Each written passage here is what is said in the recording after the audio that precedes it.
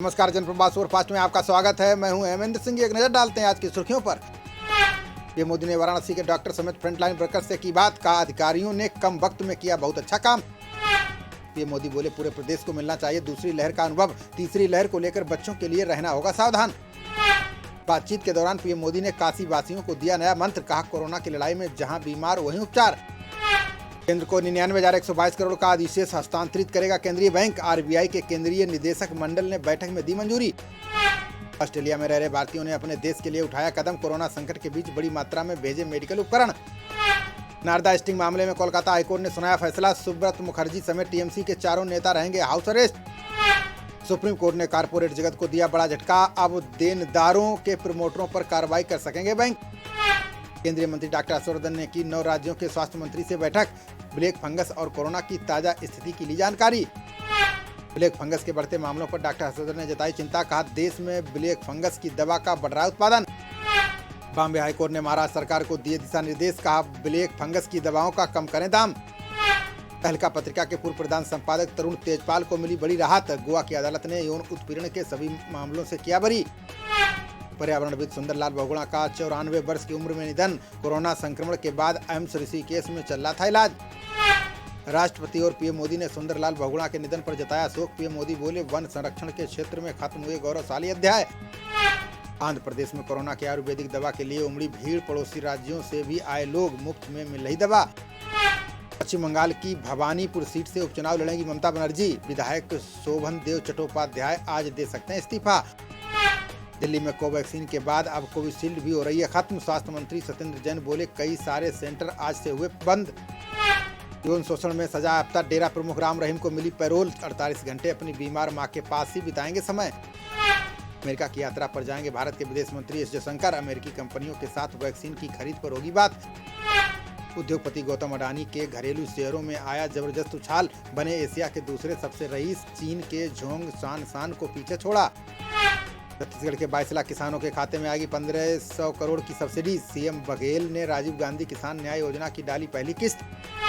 महामारी की चेन तोड़ने के लिए गोवा में 31 मई तक बड़ा कर्फ्यू, कोरोना के बढ़ते मामलों के चलते मुख्यमंत्री ने लिया फैसला। यूपी में इसी हफ्ते शपथ ले सकते हैं प्रधान और ग्राम पंचायत सदस्य, पहली बार वर्चुअल शपथ दिलाने की चल रही तैयारी। कोरोना संक्रमण की स्थिति पर उत्तराखंड हाईकोर्ट ने जताई नाराजगी, का उत्तराखंड के साथ सौतेला व्यवहार कर रही है केंद्र सरकार। सीएम योगी ने ब्लैक फंगस को अधिसूचित बीमारी घोषित करने के दिए निर्देश, बोले प्रदेश में अब तक ब्लैक फंगस के से 300 मामले आए सामने। प्रसिद्ध वैज्ञानिक निकोलस वेड ने साइंस रिसर्च मैगजीन में किया दावा, का वुहान की ही एक लैब से लीक हुआ था कोरोना वायरस। ऑक्सीजन कंसंट्रेटर जमाखोरी मामले में ईडी ने तेज की कार्रवाई, नवनीत काला समेत अन्य आरोपियों के 10 परिसरों पर की छापेमारी। वेंटिलेटर नहीं मिलने पर जदयू विधायक अचमित ऋषिदेव की पत्नी की मौत, राबड़ी देवी बोली शर्म करो बिहार के मुख्यमंत्री नीतीश कुमार। राजस्थान के कई हिस्सों में फिर हो सकती है भारी बारिश, नए विक्षोभ के सक्रिय होने से अगले 3 दिनों तक बना रहेगा खतरा। विधायक हेमराम के इस्तीफे पर सचिन पायलट ने जताई चिंता, बोले राजस्थान और कांग्रेस की राजनीति में उनका बड़ा योगदान। किट जारी करने से पहले 1 करोड़ यूनिट का निर्माण करेगी माई लैब, कोविशील्ड के बाजार में आने के बाद घर बैठे खुद कर सकेंगे जाँच। दिल्ली के अस्पतालों में ब्लैक फंगस के 197 मामले आए सामने, स्वास्थ्य मंत्री सत्येंद्र जैन बोले टीकाकरण बंद करना चिंता का विषय। सेना प्रमुख ने अरुणाचल की उत्तरी सीमा के पास स्थिति का लिया जायजा, बोले चीन के साथ तनाव कम करने के लिए होंगे सभी उपाय। संयुक्त राष्ट्र महासभा की बैठक में बोले टीएमसी त्रिमूर्ति, कहा इजराइल फलस्तीनी वार्ता बहाल करने की दिशा में होना चाहिए काम। पेट्रोल और डीजल के दामों में फिर दर्ज की गई बढ़ोतरी, मुंबई में 100 रुपए प्रति लीटर के करीब पहुंची पेट्रोल की कीमत। अरब सागर में डूबे जहाज के कैप्टन और अन्य के खिलाफ केस दर्ज, चीफ इंजीनियर रहमान शेख की शिकायत को बनाया गया आधार।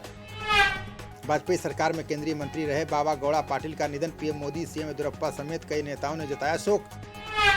ग्रामीण भारत में स्वच्छ ईंधन को बढ़ावा देने के लिए मोटर वाहन कानून में संशोधन, ट्रैक्टर और निर्माण उपकरणों को बायो सीएनजी इंजन में बदलने पर जोर।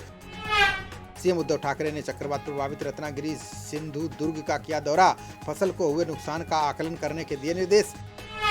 अमेरिका के अलबामा के स्कूलों में अब सिखाया जाएगा योग, गवर्नर ने योग कराने की अनुमति देने वाले विधेयक पर किए हस्ताक्षर।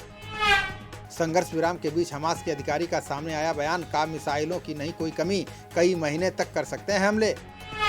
ऑक्सफोर्ड विश्वविद्यालय पहुंची भारतीय राजनीति की धमक, भारतीय मूल की अनवी भूटानी निर्वाचित हुई छात्र संघ की अध्यक्ष। कर्नाटक में शनिवार से फिर 18 से 44 आयु वालों को लगेगी वैक्सीन। स्वास्थ्य मंत्री के सुधाकर बोले 1 करोड़ 22 लाख मिल चुके हैं टीके। विपक्षी दलों की बैठक के बाद नेपाल में फिर गहराया राजनीतिक संकट। ओली को पद से हटाने के सभी विकल्पों पर विचार कर रहे हैं विपक्षी। कमलनाथ ने शिवराज सरकार पर झूठ बोलने का लगाया आरोप। बोले मध्य प्रदेश में 1 लाख से ज्यादा लोगों की जा चुकी है जान। केंद्र ने कोरोना के दौरान अनाथ हुए बच्चों को लेकर राज्यों को दी नसीहत। कहा मानव तस्करी रोकने के साथ बच्चों को मुहैया कराएं सुविधाएं।